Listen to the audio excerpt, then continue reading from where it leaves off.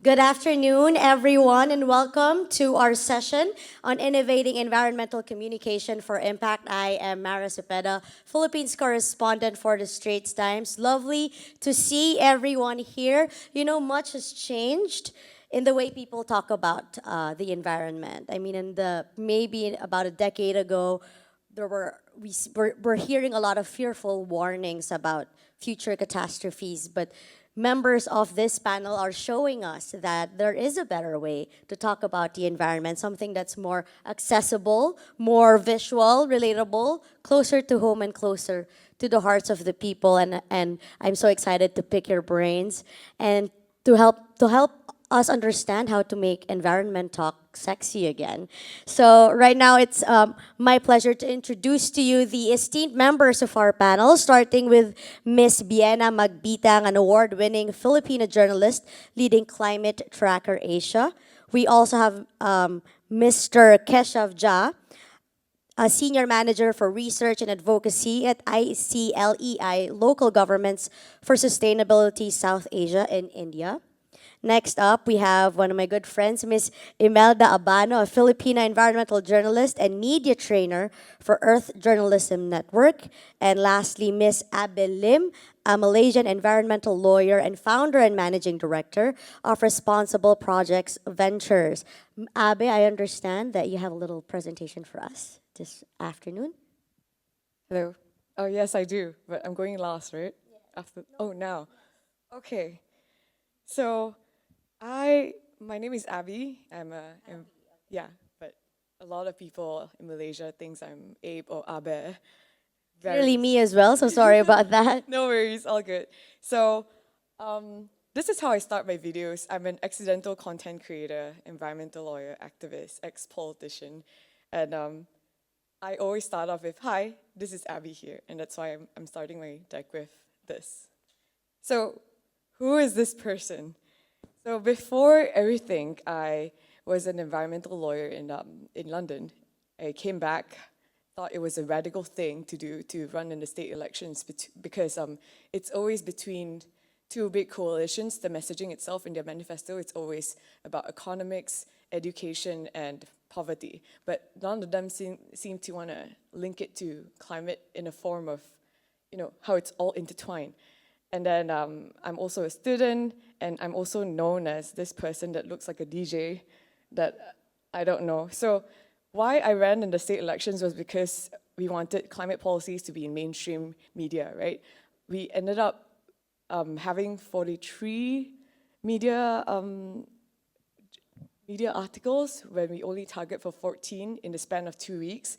Half of it was because I looked like the DJ, but half of it was about climate. So it's still a small win for me. And I began I went back to school earlier this year in January, and I started talking to myself, and I decided to record it, and I became a content creator in that way. And that's how everything just trickled. So for me, what I realized is that you can have the best data, the strongest law, and the most urgent science. But if people don't feel it, they won't move. So this is case study 1 on what I do. So I was telling everyone here that it's really hard to explain what I'm doing right now, so I'm just going to show you instead. So this is the topic that I wanted to convey, air pollution in ASEAN, and the content is merging TikTok trends with very heavy and boring climate data. So why? It's because the Clean Air Bill is currently debated in the Thai parliament, and me, as someone in a neighboring country, when we talk about air pollution, it's always transboundary. It's not just a one country problem. And although we have the ASEAN transboundary law, it has never been enforced in a lot of ways because of diplomatic issues or etc. So this is it. I'm not sure if you watched this already. Okay, Peter, you need to trust me on this. Okay. If you care about air pollution, okay? Okay. So just follow what I do. Okay. Go behind a bit. Like this? Yeah, just like that. Okay. And then when I say 3, 2, 1, you just do this. Okay. Okay? Okay. Very simple. Okay. 3, 2, 1. We got spirit, yes we do. So it's How about you? What? so this That's it. Thank you so much. I still don't understand. so this content is only 31 seconds, and this is the results of it.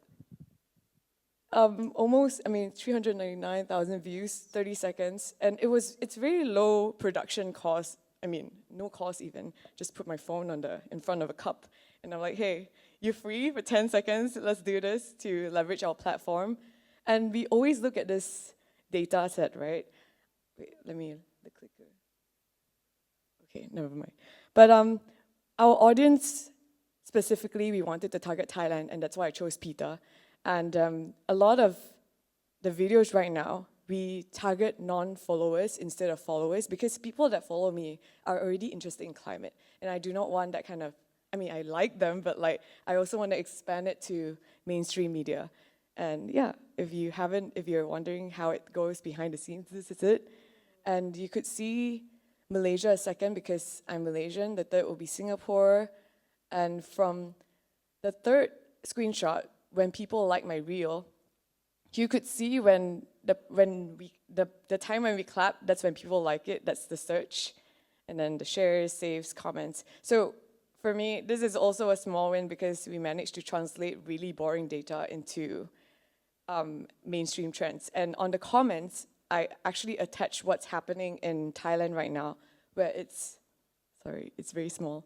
Basically, the clean air bill is being debated, and they should, it's a call to action to get their MPs to vote on it. So short form video isn't dumbing down for me. It's just distribution, right? It's like when we're back in law school.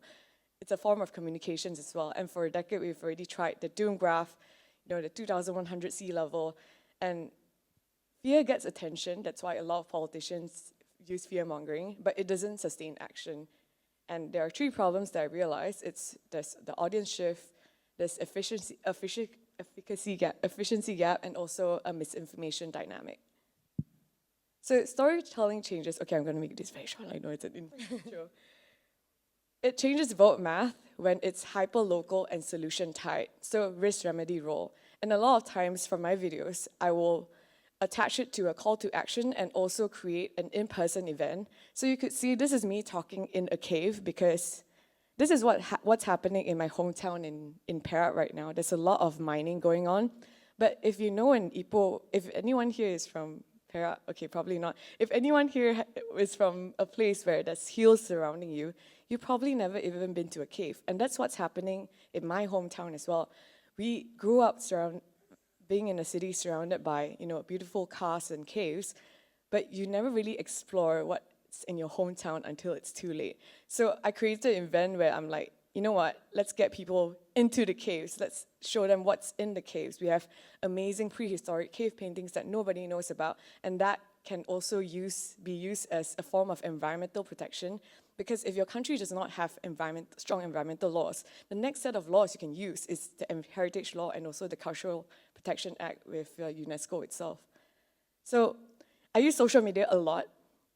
So this is also in Perak. I'm pretty sure you don't know that this is happening in Malaysia. We have this amazing, gigantic porphyritic granite that nobody knows. So, posting it on social media, yapping about it, that's my form of activism. And we managed to actually protect it by applying it to, just a lot of virality. So my take, this is the last one. Our comms must win attention, trust, and then agency in that order. So yeah, that's it. Thank you. Thank you so much, Abby. Well, now we're able to see let's give her a round of applause, everyone. Yes, all right. And so Abby started our afternoon with showing how effective storytelling is being done today. So I'll throw it back to our other panelists. What kind of evolution have you seen in terms of how journalists, storytellers, environmentalists have been talking about the most pressing environmental issues today? And how do you think technology like social media and, of course, AI are shaping the way we talk about these issues? Maybe we start with Imelda first. Hello, yes.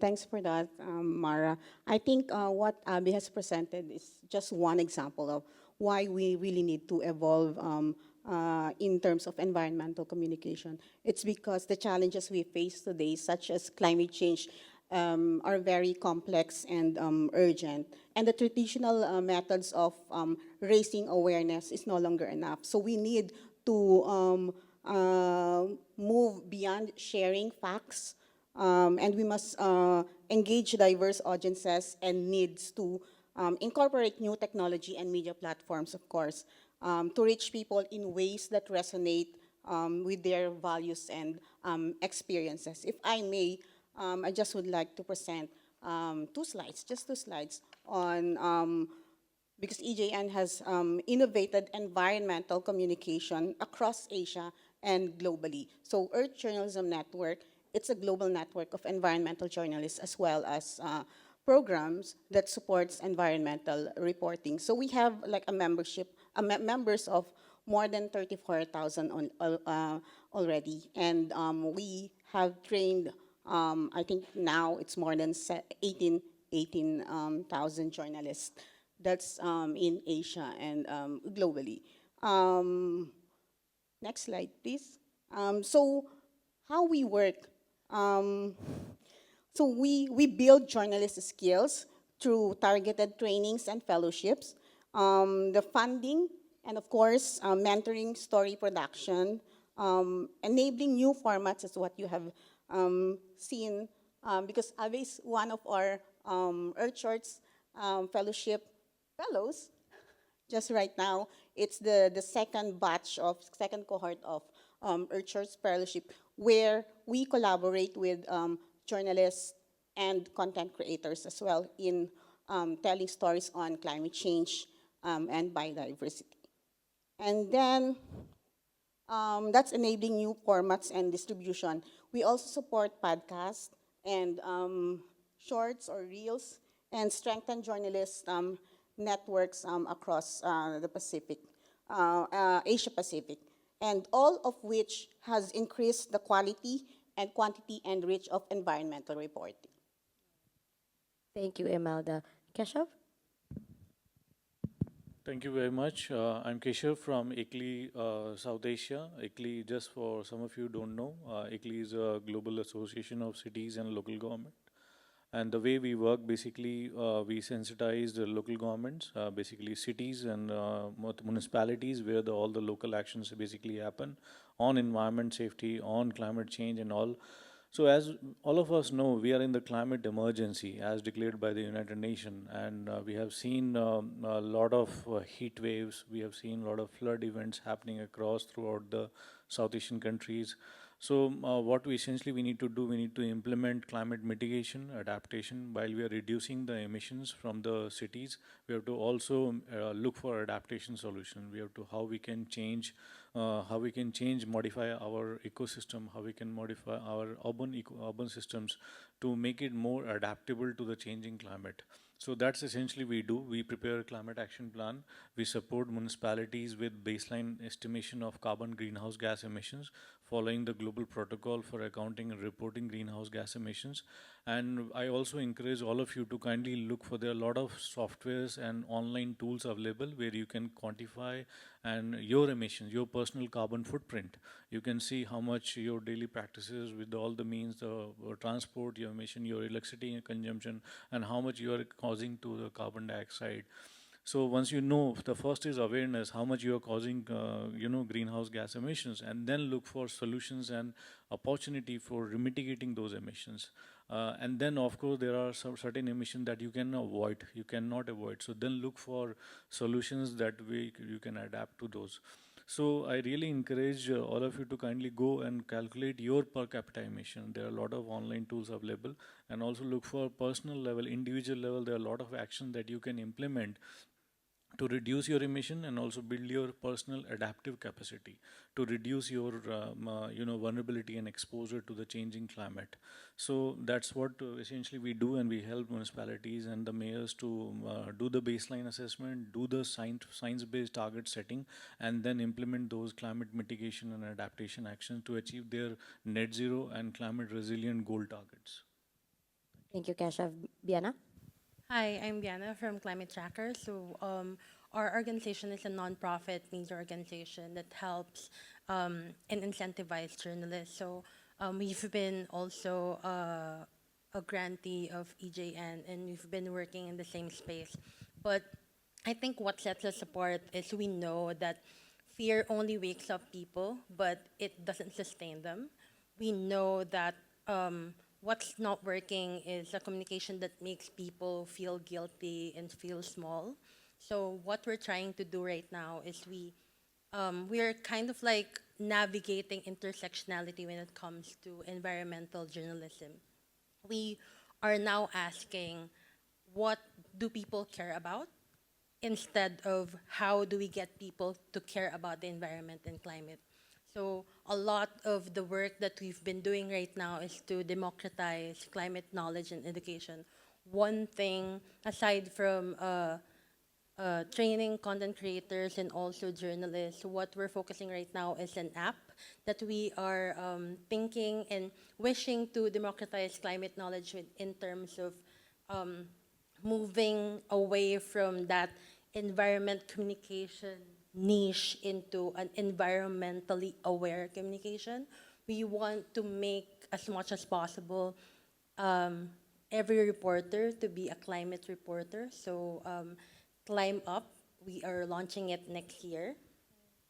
And we are basically thinking that Climb Up would be an app that gamifies climate education, not to train just climate journalists, but to help storytellers see environmental threads in their existing work. And we're doing this because we know that the world doesn't need just a few climate reporters, but we need thousands. And we only don't need climate reporters, but also climate storytellers. We really truly want more climate journalists, and we have to start it by giving everyone a chance to understand the story first. We know that there are a lot of ecosystem of help, like what EJN is doing, what we've been doing at Climate Tracker for workshops, but we cannot give each and every one a fellowship. So what we want to really do right now is to democratize the knowledge and open it up to the public. All right. You know, it's so fascinating to me that our panelists here have worked together in the past. How important is it for journalists, environmentalists, advocates, government officials to work together to get people interested on saving the planet? Because sometimes you throw in the numbers of the CO2 emissions of the countries, it flies above the heads of people. But how important then is collaboration? And maybe you can cite some success stories of partnerships that you've done that make this a really important effort to do. I think I've shown Yes, yeah. an example of a partnership, right? So my work is very regional. I really believe that if we want to work on pollution, it has to be on a transboundary basis, because there's no point on working on a specific set of laws in your country when your pollution is from Indonesia or Myanmar, right? So working with, external content creators, for myself as a content creator, helps. If I want to talk about Philippines, I'll work with someone that is renowned, or, maybe they don't even talk about climate in Philippines. Maybe they're just dancing or whatnot. But the thing is, the intention is there. Everybody, I like to believe, is good. Okay, this is really idealistic, but if you're not talking about climate in this day and age, what are you doing, right?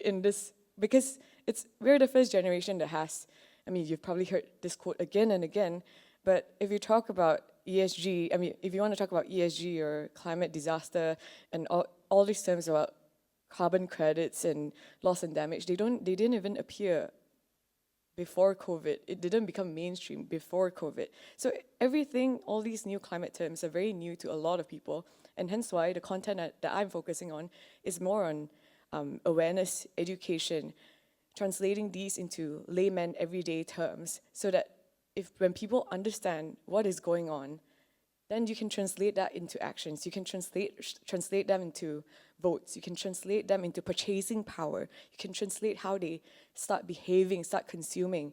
Because as much as we hate, putting the blame onto consumerism and everyday people like us, instead of it's easier blaming the corporates. But at the same time, it's a supply and demand thing.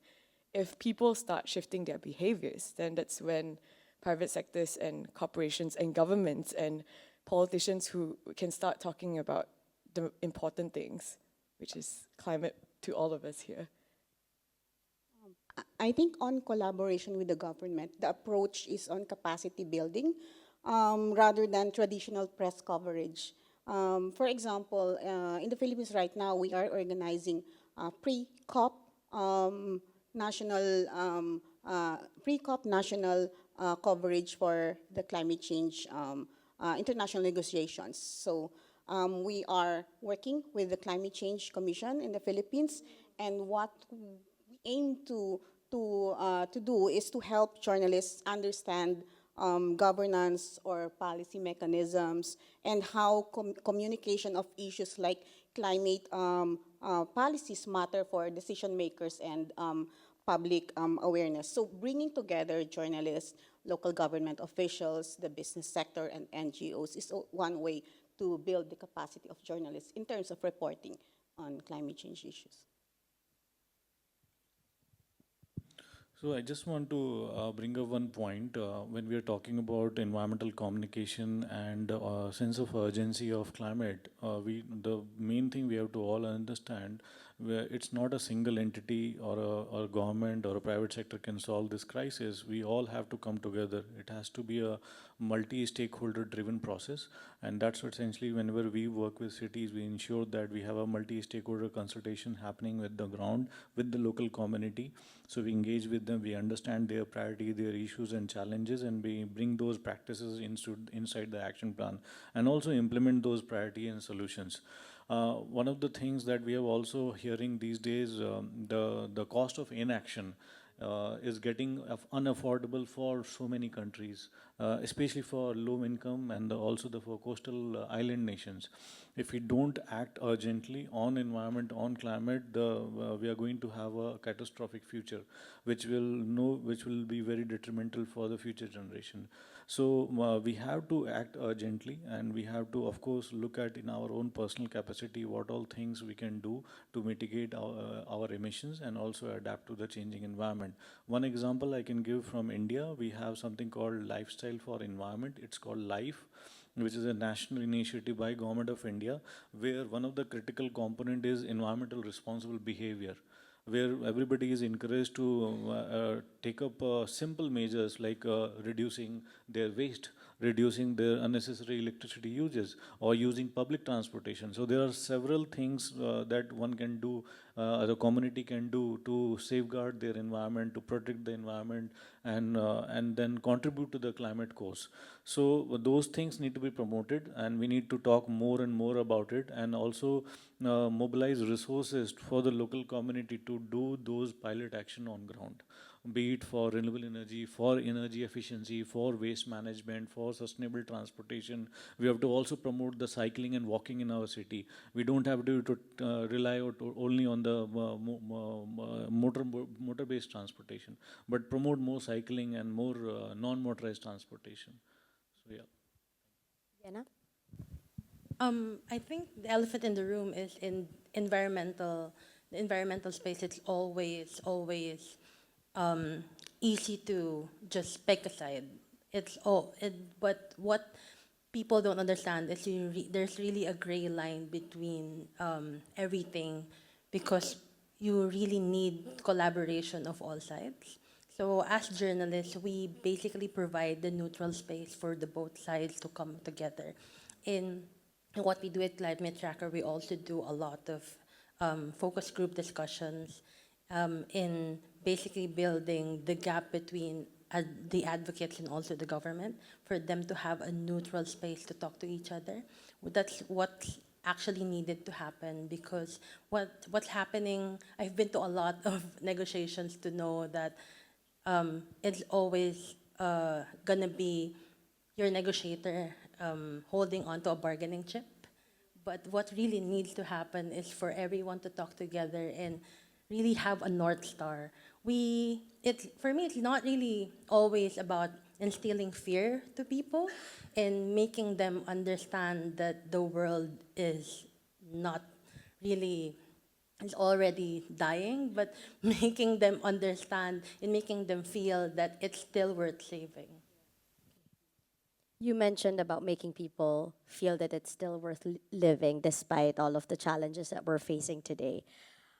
To our journalists here on this panel, what kinds of stories or formats have you seen genuinely shift public perception, inspire genuine action and change? And do you notice that if the execution is done on TikTok or it's done in more non-traditional platforms or formats like YouTube or comics, are people more interested? Are people more pushed to do more beyond just reading or consuming them on their phones and then that's it? Biana and Emelda. I think the most radical thing in climate or environmental communication right now is being relatable. Okay. And we already saw the numbers with Abba's slide. Yes. Like, entertainment is really a Trojan horse when it comes to communicating the data. It gets truth out through the door. Like, if you don't see people basically entertained by what we've seen with the video that was shown a while ago, they won't actually see what the data is. And right now, credibility doesn't come from authority anymore. Like, they don't really see authority as someone they would follow. It comes from authenticity. That's why there are a lot of content creators getting much more following. And for me, the future of storytelling and climate storytelling isn't advocacy, it's actually the architecture. If you who gets to build that architecture in the future wins. Like right now, TikTok is winning because they have the architecture to reach the people. Melda? If you're asking on what works, really, for most of the journalists, it's more on community-based reporting because people act on things their experience or Local see in their stories of communities. actual people. Yeah. Exactly. And then multimedia, and then responsible content creation, collaborative reporting or investigative reporting. Like, for example, we're doing the Coral Triangle collaborative stories right now with journalists from Solomon Islands, Papua New Guinea, Malaysia, Timor-Leste, Indonesia, and the Philippines. So we're working on that story in time for the international climate change negotiations. And of course, there's Earth Shorts, where there's a collaboration between journalists and content creators on climate change and now on biodiversity, data visualization, of course, and interactive explainers. So they really works on how to get your attention, more engaging, and it reach a wider audience. To Keshav and Abby, you've been working very closely with different local governments. So, how can storytelling shape political will or urban climate action? Oh, Abby seems to have such a strong sentiment there. She smiled. Go ahead. Yeah. For me, it comes from the political will of heart. It comes from a lot of personal public pressure in a diplomatic way, because they won't move if they don't see it moves the needle, right? So for me, it works when I post it online and talk about it. But I tend to also realize activism in Southeast Asia or Asia is more on a soft power basis, soft activism format, compared to when I was in Europe. You can just say it to the government's face. So if you do it in this region, it will probably backfire because they'll start blacklisting you and whatnot. So for me, it's about putting that information out there, putting a sob story, and making it softer, making it relatable, like the journalists here have said, and increasing awareness. And that's how you get the conversation going, because they will start reaching out to you first. So that's the most ideal solution for me, is when they reach out to me first rather than me reaching out to them. So that's been happening, so that's good for me, thank God. Keshav? So one thing that we have practiced something called communication plan. That really worked for us. Whenever we do any work with the cities, with the municipality, we make sure we have a active, engaging communication plan charted out right in the beginning, in the scoping phase itself, and we stick to it throughout the preparation of the action plan process and implementation of the projects. And that has a specific all the digital print medias and channels throughout whatsoever, how to engage with the community with different approaches. For example, having a focus group discussion with the local community, also having a share learning dialogue, something called we call share learning dialogues, or individual interviews or local experiences capturing, and those need to be captured in the all the planning exercise that we do. One thing also we have seen seems to be working very well with the schools and with the campuses. We are supporting program called Eco Campus and Eco School campaign in Malaysia. There is a Green Growth Asia Foundation in Malaysia which is driving this initiative under with the partnership of FEE, FEE Foundation for Environmental Education, which seems to be working very well because those are the local change makers at the community level, where you have the young leaders, young students who are driving all the initiative. So they will not only be more environmental consequence conscious and act themselves responsibly, but also bring the whole society themselves and also the family itself. So we have seen a lot of initiatives around low carbon school, where we have demonstrated the environmental practices inside the campuses and also outside campuses, inside home. So those seems to be working very well, targeting the specific groups and channelizing communication with them and making them change makers for the society. Yes, go ahead, Biana. This might be a hot take because not a lot of journalists trust their politicians, but Yes, I feel like we all can relate here.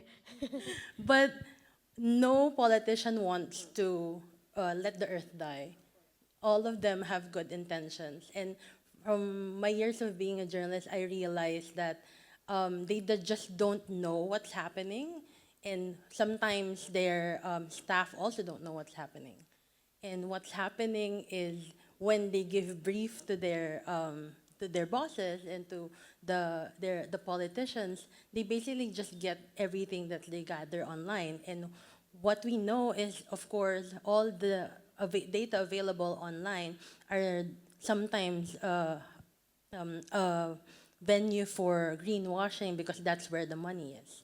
So what we're also trying to do right now is to educate our politicians on, especially if they are heading environmental committees, and also educate their staff. So we, at our group, we basically also try to contact those politicians and tell them that we are a safe space.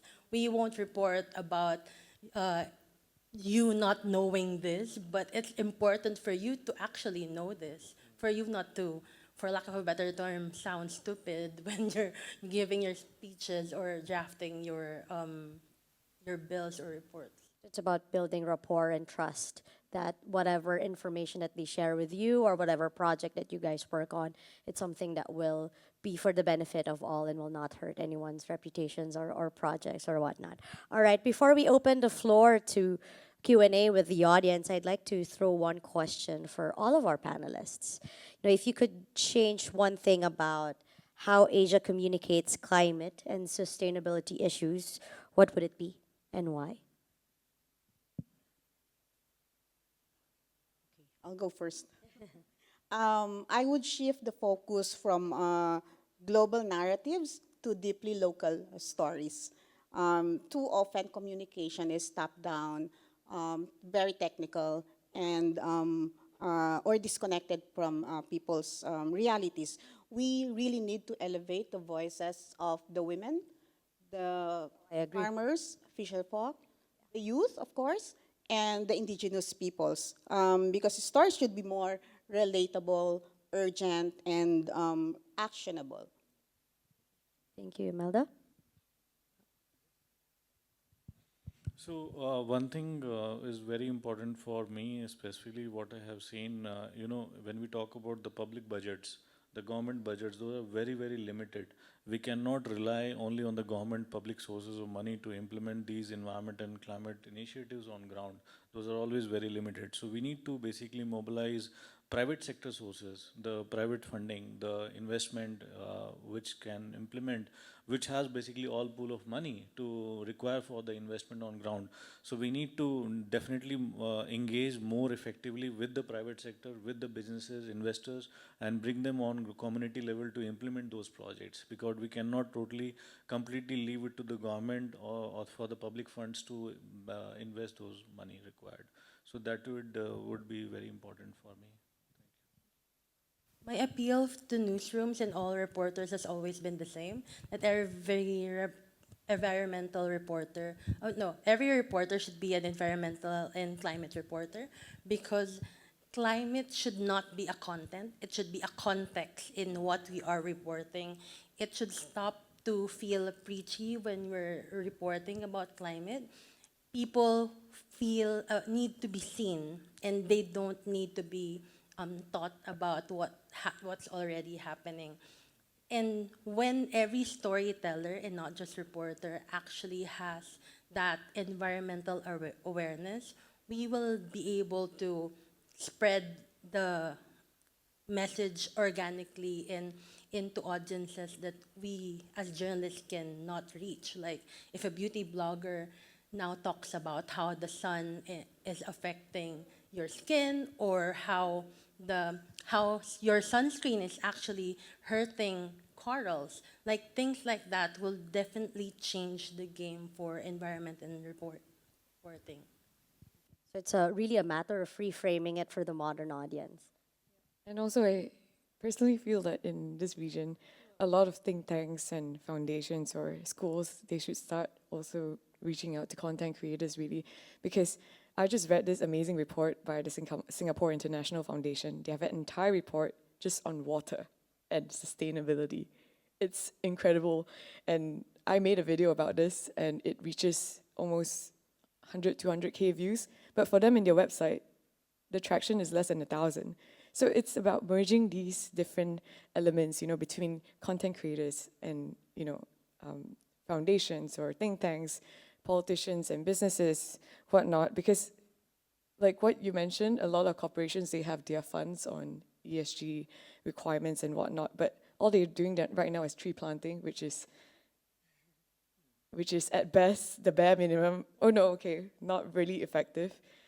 So having more synergy, collaboration in multi-setting, that would be the best way to move forward. And just to add, most of those plantation are also not native species. Those are alien species. Those are not sustainable. Those are not reliable. Even people claim a lot of big numbers. We have planted 500,000, 100,000 numbers of trees. Millions, yeah. But if you go after 6 months or 1 year, those are not there at more.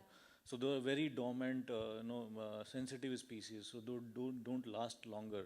So we have to be very careful in terms of of course, the tree plantation is not the only solution, but if you are doing it, we should make sure those are native species and those last longer, and those are dormant should be live longer. Next thing you know, there will be like this panel is advocating to stop tree planting. Okay, before I open the floor, I think there's sometimes for certain people, especially for those who are used to just the traditional forms of communication, writing articles, writing journals, for example, there's a resistance to try TikTok, right? Or to try the trends because they feel it trivializes the issues that we're facing today, especially if we're talking about the planet dying and humans dying, right? So how do we make creative communication impactful and trustworthy, but also fun? I mean, as a person who cares about the environment and does her skincare every day, I would totally consume any content explaining to me why a certain product of my sunscreen hurts the environment. And I think I think that's quite effective to get people, even the ones who are not really consuming sustainability or climate change content, would suddenly be interested, right? I really don't know how to explain how to generate creativity, because sometimes it comes out Just of do it. nowhere, but then sometimes nothing comes out from your mind, right? It's a form of art itself. So the best for me in where I stand, right, is to really educate people on the urgency, on the awareness, on, based on facts and figures, evidence-based, so that people will genuinely and passionately care about it. And then when you're genuinely and passionately care about something, you'll find every single way to do it. If you're a doctor, you start focusing on public health. If you're a lawyer, you start focusing on environmental law. So my main agenda, I would say, it's a good agenda, so it's a good, fine agenda. My main agenda would not be to turn everyone into climate reporters or climate communicators. It's about inspiring people to just take that step in your own field. Like, I'm doing a part where I realize I'm a talkative person.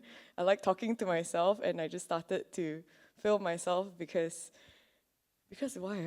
Oh yeah, personal story. I lost my, I kind of went through a tough patch with my best friend, so I had to start talking to myself earlier this year, and that's how it all begun. It's all accidental, and like what the fellow panelist says, if people feels that you're genuine about something, it's the most contagious thing happen, right? Because we're not trying to sell you a story, we're just building that awareness.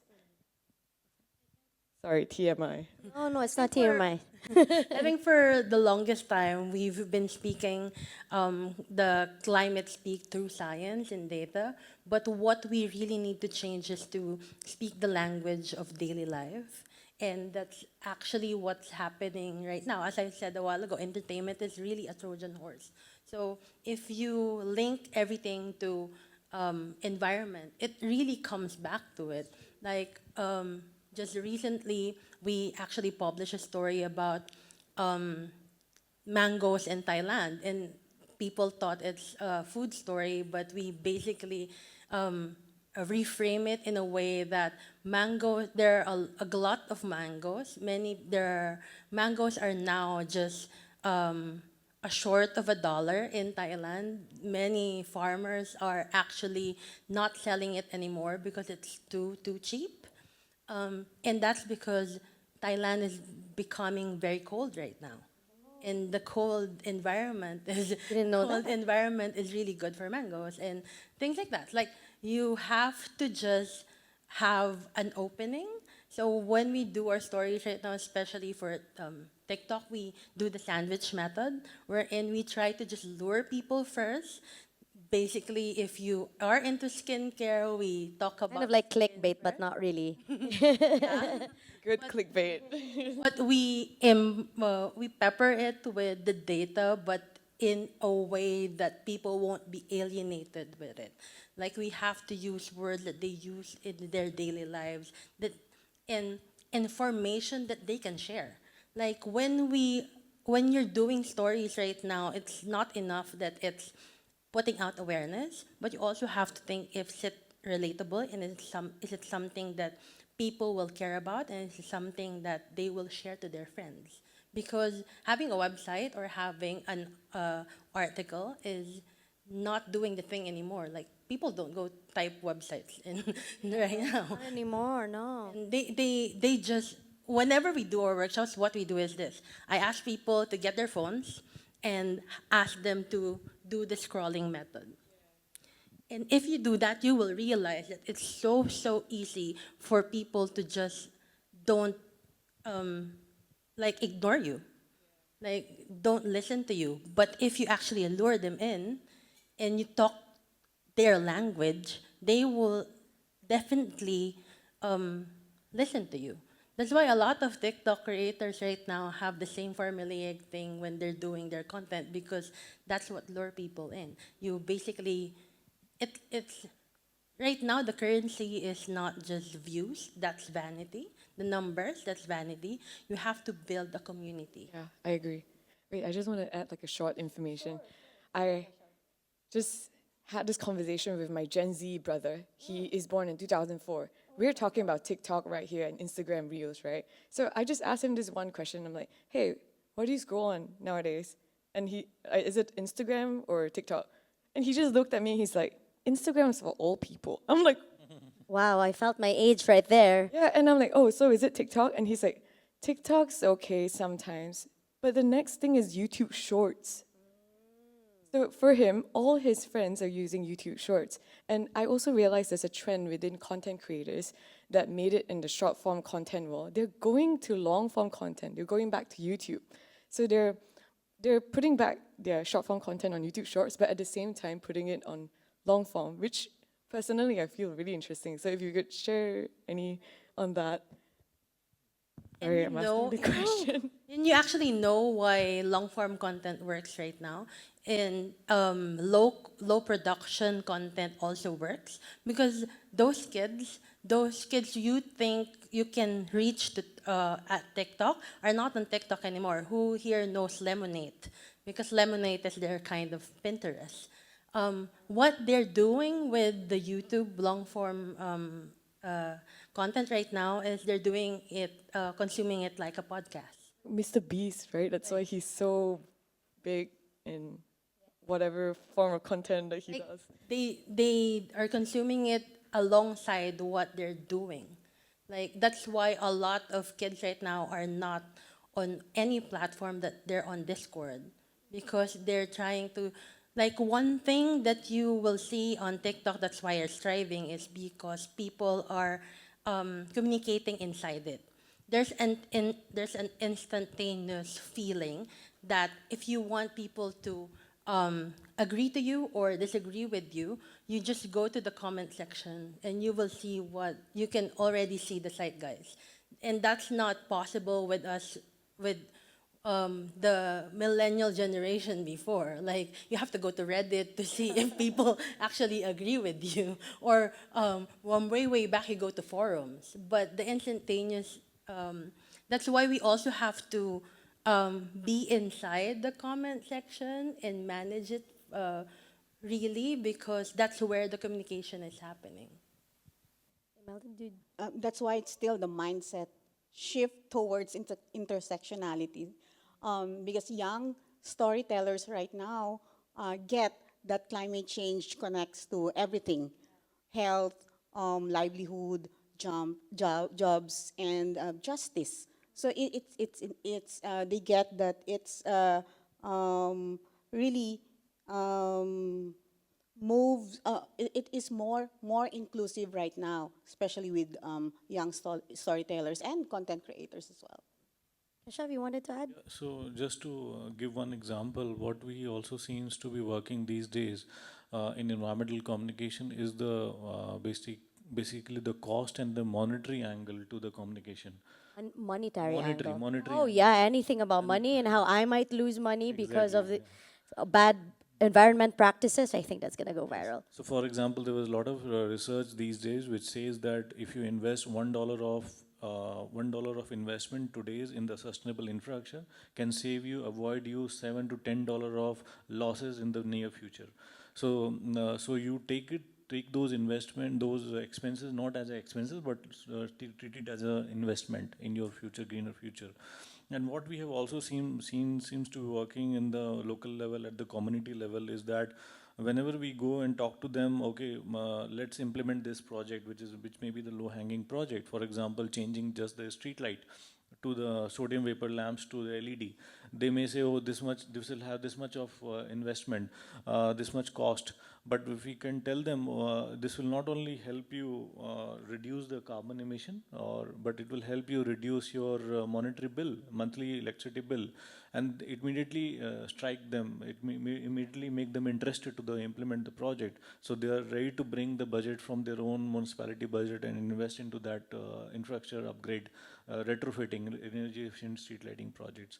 So the way you communicate, you show value, monetary value, it quickly basically work and activate people to take action on ground. Okay. Thank you so much, panelists. But I think do you want to add something else too? Just, Yeah. I Okay. think just one line. You asked us about our wish. My really wish is to break silos between newsrooms because we have to realize that the reporters right now, our greatest rival is not the other newsroom, but K dramas, mukbangs, and memes. So we have to work together. Okay, thank you so much, our dear panelists. Now we're opening the floor to questions. So there is a microphone to the side. So if you have a question for our panelists, kindly Okay, the mic is gonna come to you. So kindly introduce yourself first. Say your affiliation, then fire away. And as always, we ask that you keep your questions brief so we can take on as many as possible. Go ahead, ma'am. Thanks. Yeah, I'm Mansi. I'm with the International Media Support Organization. And my question really is to the journalists here on the panel, the media reporters, the climate reporters. So for you, is there a way for climate reporting to really measure behavior change? Because you spoke a lot about audience reach and engagement, but is there a way to actually measure impact? And do you currently do it in the way that you are reporting on stories right now? That's really a loaded question because that's also one thing that we always try to, um, and a question we always try to answer when we're reporting to funders.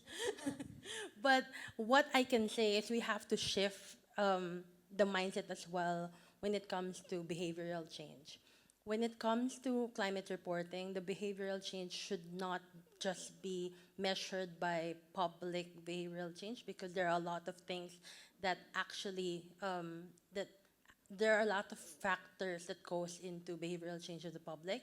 But right now, when we do our projects, we are trying to actually do the impact measuring when in terms of how we change how the reporter work. Because if that reporter actually right now has that environmental awareness, that climate awareness, that will actually create ripples when it comes to that person's newsroom, that person's work. We have a lot of fellows that has went to not just reporting but also mentoring others, and that has created, we know that that has created ripples.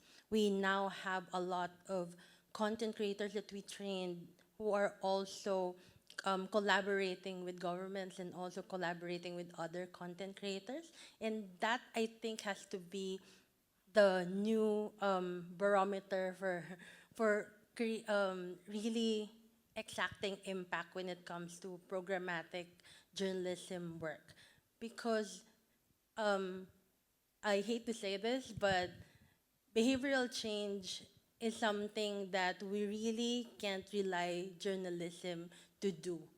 It has to not just be a journalist to change someone else's thinking. Because for me, journalism is there to make people understand and see.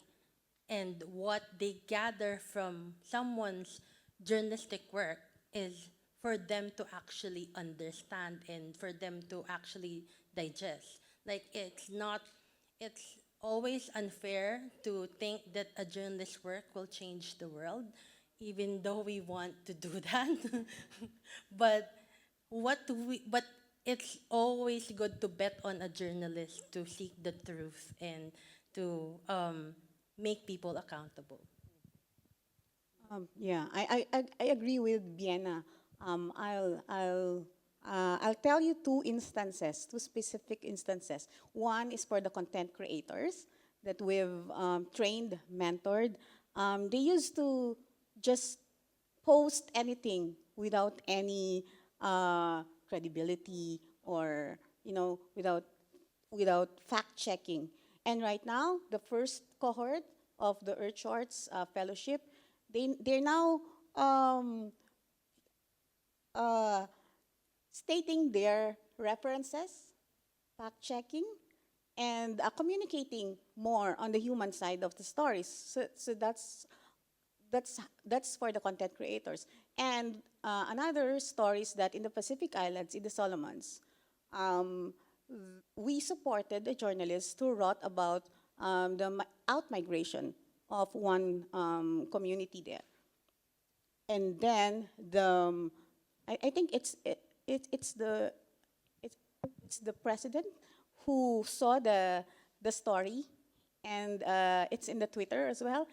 And then there's a policy now in place in the Solomon Islands, so they are being relocated in higher grounds. So I think that's how we do it in journalism, not necessarily on behavioral change, but on how we really work well.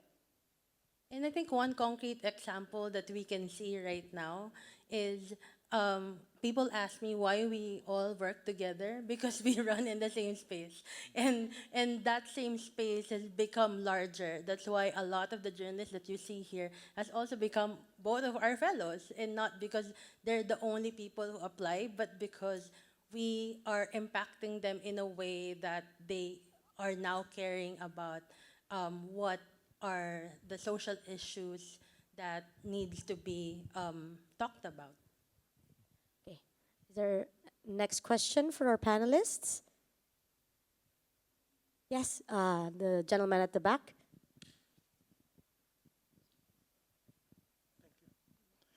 Yeah, I don't know if this is a question or just an insight, and I just want to get your thoughts. Yeah, I'm Bert Apostol from Quezon City. My city. Hello. Hi. Yeah. And I attend an annual thing by C40, a group of city mayors advocating climate change. As communicators, we meet once a year to map out strategies. And one of the interesting things we learned recently when we met was that in a survey of global north countries, the I think the most compelling part of the survey was that there should be a shift in the messaging. That instead of us telling people that we need to save the earth, we need to save the environment for the future generations, we have to re-stress and shift to a new kind of messaging that we should direct it to the current generation. Because apparently, the key is that most people are not acting or at least responding to environmental challenges.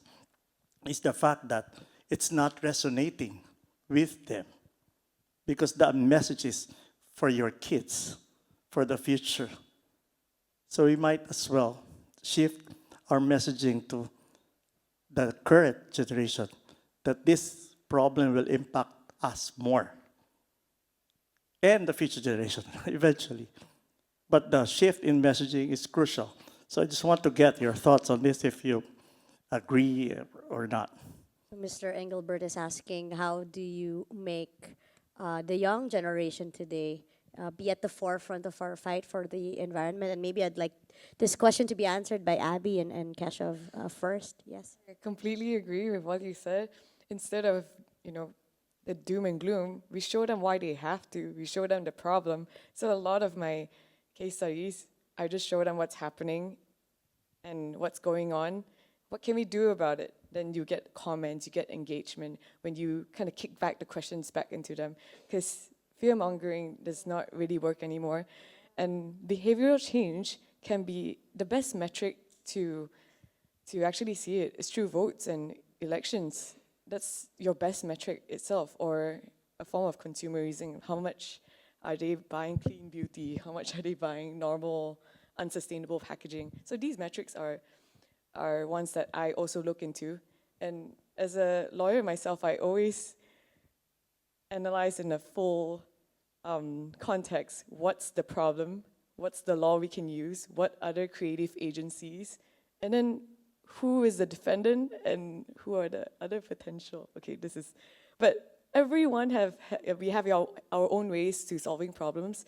And instead of telling people what they have to do, like what you said, invite them to bring in their perspective and solve these together.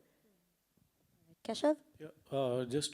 I totally agree with you. The role of current generation is extremely important to safeguard the future generation, and that's essentially what the sustainable development talks about. The development which can help meet the needs of the future generation, and the all the principles about intergenerational equity that also comes in the practice of sustainability and all. One thing that we have also seen to be working is when we have a whole bouquet of activities that can be taken up by the environmental responsible behavior, it is very important to categorize them with the different cost and the impact factor.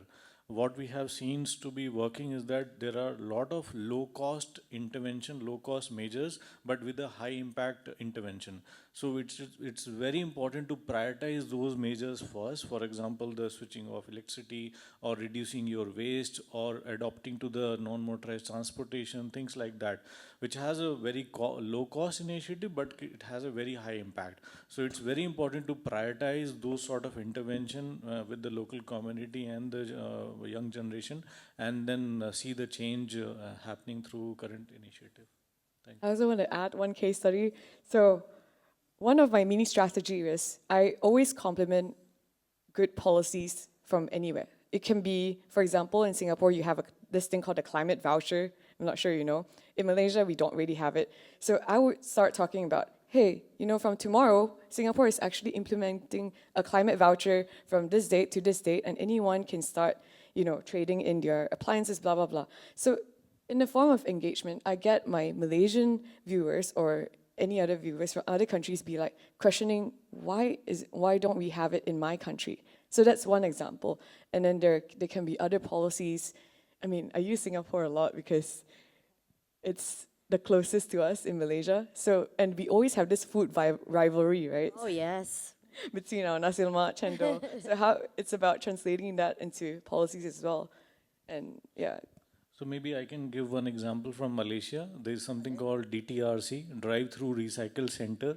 This is basically which is a mobile kiosk where people can come, community can come, anybody can come with the citizen with their waste, and they can deposit their waste, be it recyclables, be it metals and papers and all, plastics, and you can earn the value. They can give you the monetary value on your mobile app, and you can use that credits to buy any grocery, anything that you wish. It is already operational in a lot of cities in Langkawi. I have seen it in DTRC, and the government, the KPKT, Ministry of Local Government in Malaysia, is planning to roll it out throughout the country. There are already, I think, 100 or 200 DTRC is already being planned throughout Malaysia. So that's the one model of basically giving credits to the local community to adopt environmental responsible behavior. Thank you, Keshav and Abby. We have time for one more question. Oh, okay, I guess now you have the liberty to ask your second question. Yeah, since no one is asking, just want to share another insight. Oh, there you go. I guess, I'm a former journalist for 20 years at ABS-CBN. So based on our experience now with the city government, I think what is best is if you're talking about environmental communication, is to do it locally. Start with small communities. And those small gains will surely spread. Just like what the panelists are saying. We started with trash to cashback in one community. Then it has spread in many other villages and communities. So we started with another kuha sa tingi. It's just instead of buying sachets, you just use reusable containers. When you buy detergents, shampoo, etc. Because you know for a fact that the Philippines is a sachet economy. So it started in one community, then it has spread. So I think environmental issues will be more effectively dealt if we do it community level first. Because really doing it the big idea sometimes won't resonate to the smallest village, to the farthest village. That's what we call glocal. Global narratives with deeply local stories. And actually, one of the first stories I did for the Straits Times back in 2022 was actually a story that Mr. Engelbert, so nice to see you, I didn't recognize you back there, about the urban farming initiative.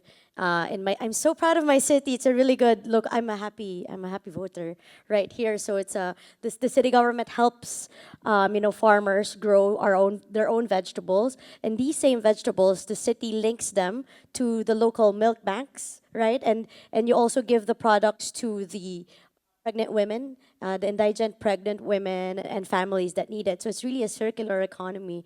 And it's a story that I wanted to do because in a way it marries a lot of the different issues that we have. And well, we're nearly running out of time now. So just to close off this panel, I'm going to ask one question for all of our panelists who have so much to share and have learned so much today.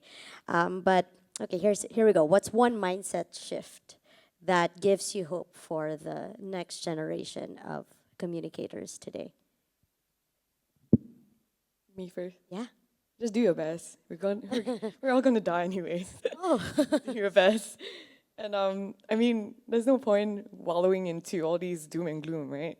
Just somebody mentioned about toxic positivity earlier in the panel, but use that to your own advantage, not in a yeah. So for me, it's just do your best. Don't pressure too much, because we need all of us here in the room, which knows, the main problem, the bigger problem. We don't need any one of you to burn out, because there's not enough of us already. Thank you, Abby. Imelda? For me, very briefly, climate or environmental issues, it's connected to everything. Thank you. Yeah, for me, it's all about individual behavior, how we act in our personal life, and that culminate to a bigger action at the regional, community, at the national level. Whatever you are doing in your personal life with your activities in the energy consumption, it directly contribute to the achievement of national, global, and regional climate commitment. All the countries are aiming to become a net zero by 2050, but that is only possible once we adopt sustainable lifestyle and environmental responsible behavior. Thank you. Now, for me, the main goal really is it has never been to make people fear what we might lose, but to help them see what we still have, and if it's really still worth fighting for. You don't really win hearts because of the doom and gloom. We already know that. You win them by belonging. And we have to really have that mindset that every reporter is already an environmental and climate reporter, because every story is already a climate and environmental story. So we don't really need to force the green angles anymore. You just have to shift the content into a context. And we now know that the measure of communication has now shifted re, from reach to relevance, and our duty as journalists right now is to keep the truth alive in a very warming world. And on that note, thank you so much, Biena, Keshav, Imelda, and Abby for the insightful conversation today. Please keep doing the amazing work that you're doing for the planet, because really it's a fight worth fighting for. Thank you so much, everybody. Let's give the panel a round of applause.